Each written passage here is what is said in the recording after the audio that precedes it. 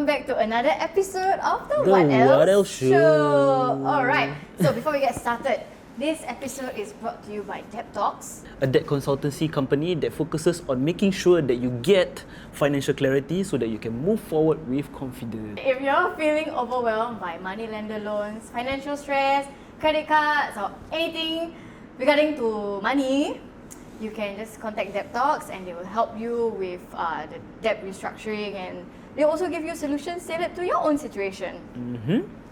No judgment, no pressure, just practical support and conversation. So that's the best about Debtox, right? If you're ready to step out of your problems and find a solid solution, do contact them at 9893-6776. Code WhatElse in all caps in your first message to them. You will enjoy $100 off any of their services. With that, on to the show. On to the show, let's go. The topic that we're discussing today is silent quitting. Alamak. Okay. Alamak. Okay, I think it's very common nowadays, right? It's like when you try to do something or when you do something and then senyap-senyap dia you macam Banyak setengah masak setengah masak like basically like half ass basically half ass work, but then no one knows why you quit, no one knows if you quit, you just menghilang. Alright, so I want to ask both of you, has anyone like experienced this before, this silent quitting? I think I am one of the very guilty suspect of this. Because right, okay, aku punya mental selalu gini. Kalau aku find out yang benda ni aku tak bagus, within the first few times yang aku buat, aku akan terus tak continue buat. And sekiranya kalau aku dah lama trying to become bagus, and berapa lama yang aku buat pun, kalau aku find out yang aku tak bagus, aku akan stop. So it has been that way for a lot of things. So aku the type of person yang pernah try banyak benda. Aku pernah buat silat, aku pernah main golf, aku pernah main bola, aku pernah nak buat music, aku pernah a lot of things lah. Tapi bila aku find out yang macam aku had very high expectations for myself when it comes to this, tapi aku tak dapat capai, aku akan, you know what, let me just stop and move on to the next thing. Tapi personally aku rasa that is quite healthy, because aku rasa aku know when to stop.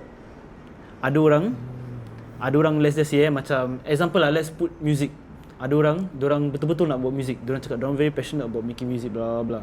Sampai diorang 40, 50 masih nak try to make a career out of doing music, and it's been like what, 10, 20, 30 years tapi masih tak ada apa-apa jadi. That's already like dragging it .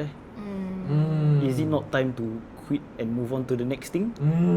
But I think you know that oh my god, you know that meme, the one of like the old guy like digging the mine, and then after that the diamonds are there, but then he turned away already. He's like, no, I can't do this anymore. So what if maybe like if you quit, then maybe that's why they feel like, oh, I still have time to like get to those diamonds, you know. Right. I really totally agree with what you said, and you're not wrong as well.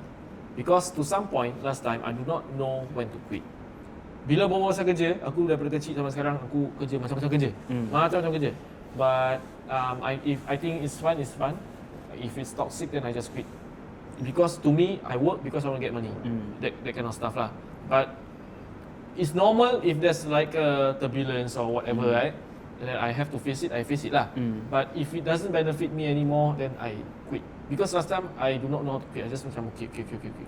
But sometimes it took a toll on yourself lah. So I feel like macam okay. But for something like you said just now, for sports and things like that, I like to challenge myself to a certain point. If I'm not good at it, I will ask myself, do I enjoy it? If I enjoy it, then I okay. But I do not want to be as good as jadi macam national player ke apa. You get what I mean? Yeah, but it was because I was onto that route. Aku legit nak jadi national player at one point of time. So aku rasa my life was ever since aku primary 6 all the way sampai aku set 4, aku main bola all the way. And dia main bola all the way is dalam satu minggu ada 7 hari. Aku punya training is 8-9 training satu minggu. Wow. And kalau aku ada satu hari off, like let's just say most of the time aku Thursday tak ada training, aku akan pergi gym, aku akan lari to make sure yang aku always in my peak athleticism lah. Yeah. But when aku set 4, right before COVID, I had some problems with my coach, and then my coach was like, I'm going to play you every match this year, but I'm going to make sure that next year I don't play you at all. And then after that dalam team tu kat bench ada orang kaki bangku 3. And aku dia tak letak just out of spite. Then aku macam, you know what, maybe this not for me lah. Aku tak suka lah. Aku tak suka bila aku don't feel, aku tahu yang aku bagus tapi aku don't feel appreciated in the thing yang aku like literally pour my entire life into. Then aku move on to the next thing lah. And at that point of time also I was already interested in music. Aku continue buat music. Saat aku buat music 1-2 bulan COVID. So siapa yang selected pun dapat main 2 game je. Lepas tu dah tak dapat main bola sampai 2021. Rezeki kau kat tempat lain lah. Rezeki aku kat tempat lain lah. So aku punya is, aku decided to dig. Aku stop. So aku pusing, aku dig, aku jumpa diamond. You get what I mean? Yeah. This one people say one door close, another door open. Facts. Facts. Sometimes you knock at the door, but that door is the wrong door. So God give you another door, then you must be critical lah to decide which door you want to go, right? Yeah. Because in this life, there's a lot of doors, not just one door. Because your vision is just like that, but actually there's a lot of doors. You plan, I plan, but Allah is the best planner. Yes, betul. 73 pintu, 73 jalan yang sampai hanya satu jalan. Oh wow.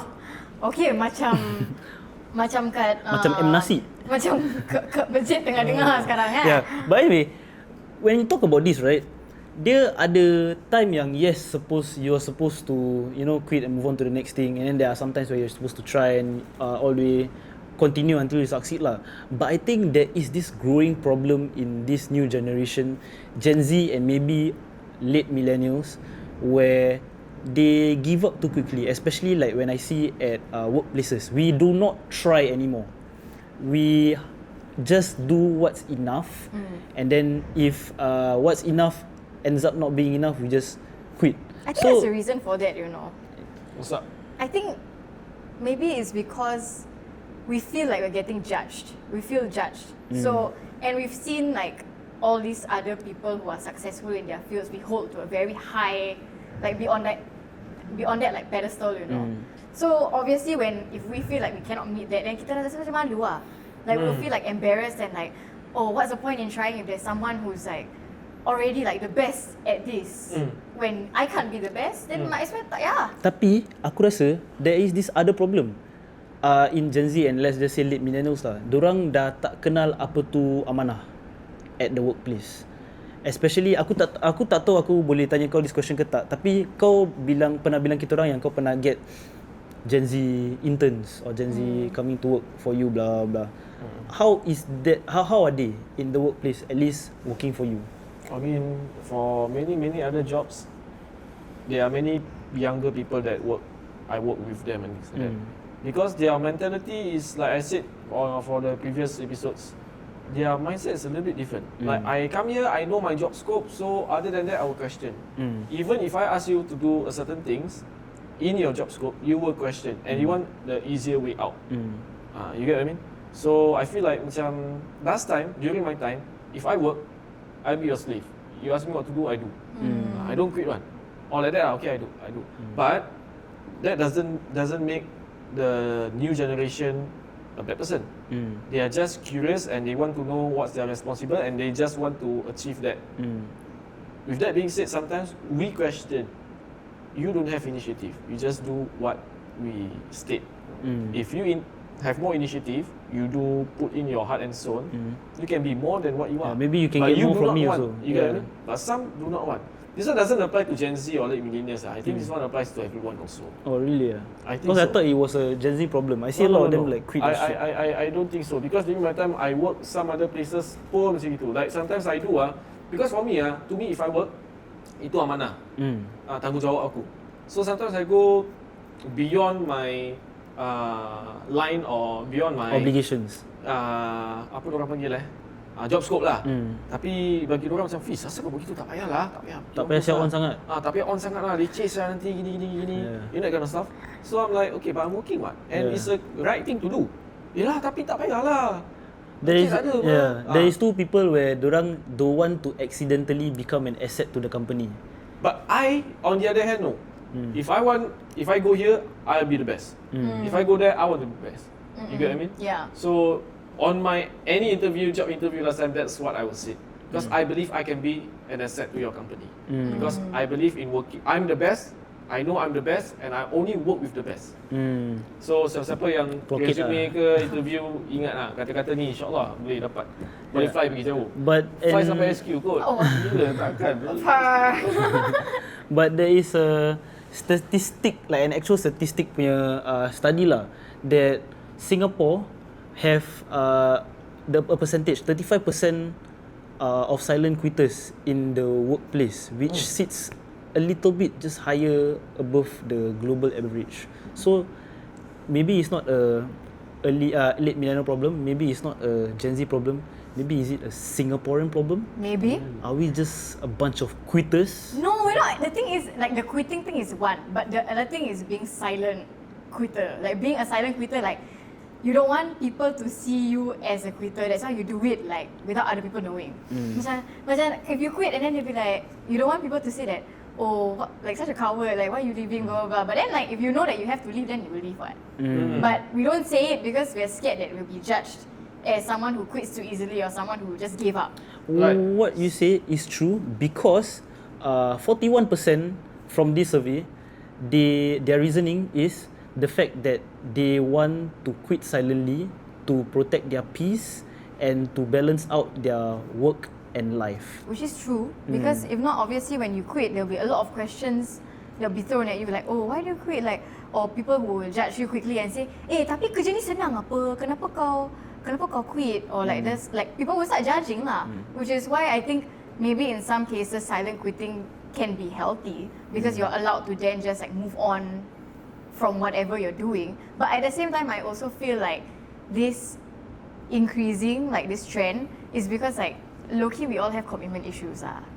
Like we cannot commit to just one thing and we want to try everything. But like when you try everything, the chances of one thing being like extremely successful is not as high compared to if you put all your eggs in one basket lah. Yeah, and then some people also, dorang tak buat gitu sebab apa? Dorang decide to silent quit sebab apa? Because there is a lack of progression in their company. Sekiranya dorang buat lebih, dorang tahu yang dorang takkan dapat progress into a better So because it's not their position. company, Yeah. So kau it's, buat tak buat, gaji dapat sama mah. Yeah. That kind of stuff lah. But to top your point just now, that's the good stuff, the good part. Maybe the bad part, sometimes people silent quit because they themselves, their body, their mind, physically, mentally, emotionally or whatsoever, consuming them because of depression. Especially in the age of mental health, Yeah, so you know, like it's symptoms when they felt like they're useless, they are underappreciated, and then they feel like lazy, cannot wake up on the bed. They have a task, they have a few tasks, but they just somehow cannot bring themselves to do it. Yeah, it's not that they do not want to do it, but they just cannot. But this kind of thing, probably because I had friends that they explained to me that they know they have to do it, but they somehow can't.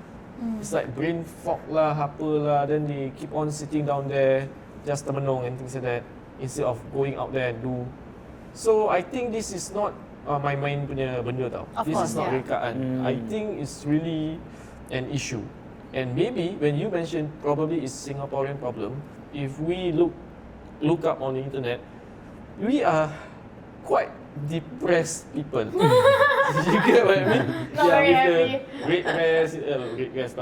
the rat race and things like that. Yeah. Then living in Singapore punya Expectations also. expectations mahal. We are not living, we are surviving. So I feel like it's also the culture that we've cultivated in our society, where you don't want to be seen as a loser or a quitter for not pursuing something 100%. You'd rather be seen as a person who does many things rather than being seen as a person who just like quit and then quit out loud. Then people won't, how can people trust you? I think also because right from the start, ever since we got into school like kindergarten all the way until we graduate secondary school and then poly, JC whatsoever, Singaporean success has always been quantitative. It has always been there's always a number to represent it. So people will know when they see that number if you are successful or not.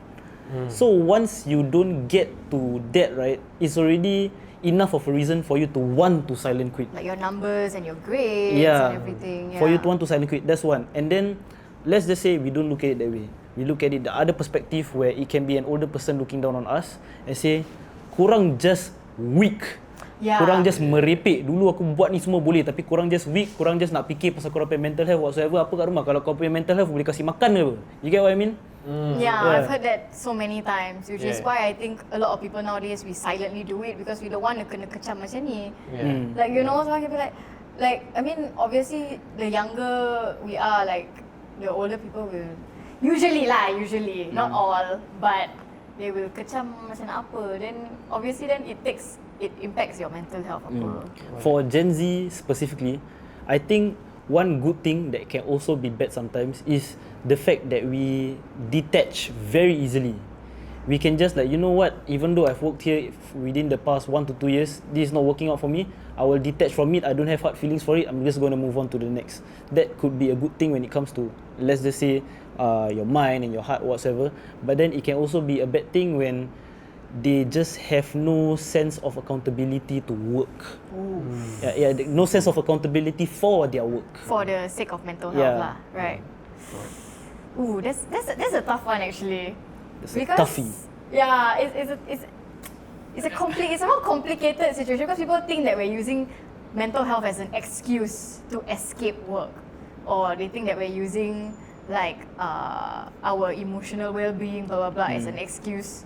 Padahal like it is a very legitimate issue, you know, mental health and emotional well-being within, you know, the community and stuff. I want to ask someone with more experience. Should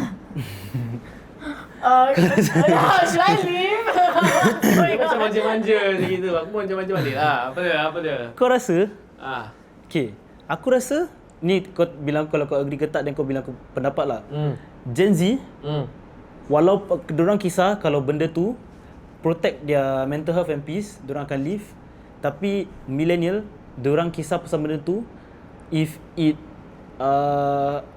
impacts them financially. Gen Z tak kisah sangat kalau if this impacts me financially, it's okay. Asalkan aku punya hati dan minda dalam keadaan yang peaceful. Depends on what are your goals lah. First thing first, and level of commitment. From what I can see, the level of commitment for the younger generation, not all of course, they don't commit well. They always half-ass one. 6:30, do no initiative, and then argue a lot, and Google, ChatGPT, blah blah blah blah blah. Like, what is safe for me? What is enough to do in this company? Blah blah blah blah. You get what I mean? Last time we don't have that luxury. So when we go, we commit all out, all in. Kalau tak nampak pemalas, aku boleh kena buang.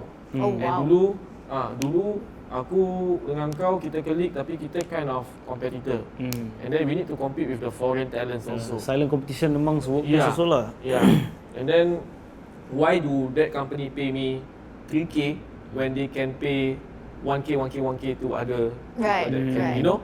So we have that kind of mentality and we want to be the best, always be on our best. No matter what we do, we try to be the best and just commit lah. Like you feel like you have to prove yourself basically. We have to perform.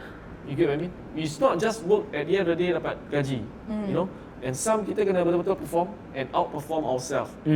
We cannot just perform this month. Next month kena outperform, Kalau tak you become like you plateauing lah, just stagnant. But right, I think there is a difference when it comes to industry also. When you talk about like, let's just say kita orang berbual pasal media. A lot of the people that do media are passionate about it. So silent quitting may just be losing interest or finding a better career path where you can have more progression. Maybe in media you're plateauing already, maybe. But on the other hand, where people that are working in hospitality, retail, F&B, where they can very easily just burn out because of the hours, they can very easily burn out because of the, you know, the, how to say, labor intensive work punya patterns. So what makes it more justifiable for one over the other to silently quit? I'm 6'7", tapi 6'7", 6'1". 6'7", nanggung rindu. Kau cakap? Aku Apa pula? Kau stick sama dulu. Tak, okay. Fuh. What do you think? Honestly, so basically, about the industries, right?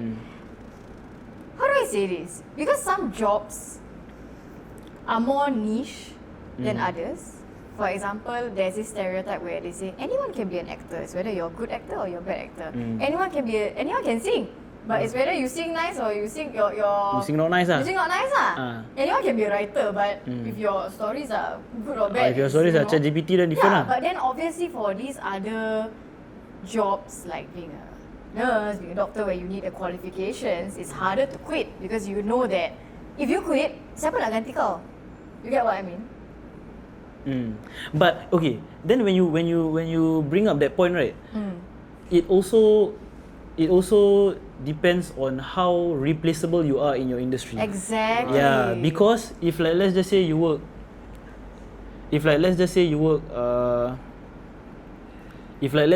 retail, you work all these other type of jobs, right?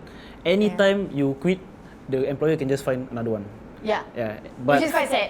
Which is quite sad. Yeah. But then in these kind of situations, do you just stay silent or do you just silently quit?